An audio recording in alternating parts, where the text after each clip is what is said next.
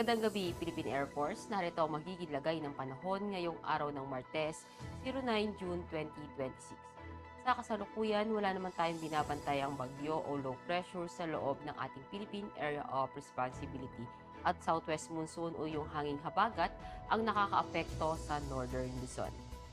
At para nga sa magiging lagay ng panahon para bukas, dahil nga sa southwest monsoon, asahan natin dito sa Batanes, sa Babuyan Island, sa Ilocos Region at Zambales ang maulap na kalangitan na may mga kalat-kalat na pag-ulan, pagkulog at pagkidlat. At ang Metro Manila at pangalabing bahagi ng Luzon, yun na rin ang buong Kabisayaan, maging ang Mindanao, asahan naman natin yung bahagyang maulap hanggang maulap na kalangitan na may mga pulupulong pag-ulan, pagkulog at pagkidlat.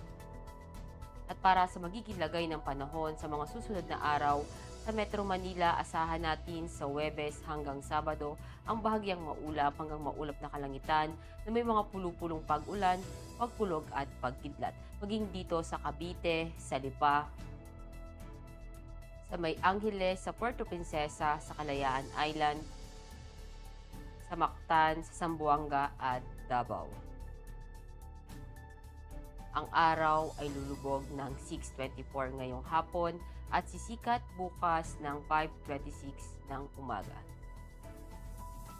Para sa ating moon illumination, meron tayong 39%. At para manatiling updated sa lagay at taya ng panahon, i-follow lamang ang Air Force Weather Center sa aming mga social media accounts. At yan lamang ang latest update natin sa weather sa ngalan ng aming commanding officer na si Colonel Alvin John Q. Gador, POP GSC. Ako si Staff Sergeant Ashley F. Di Maculangan, Philippine Air Force, weather broadcaster ng Air Force Weather Center.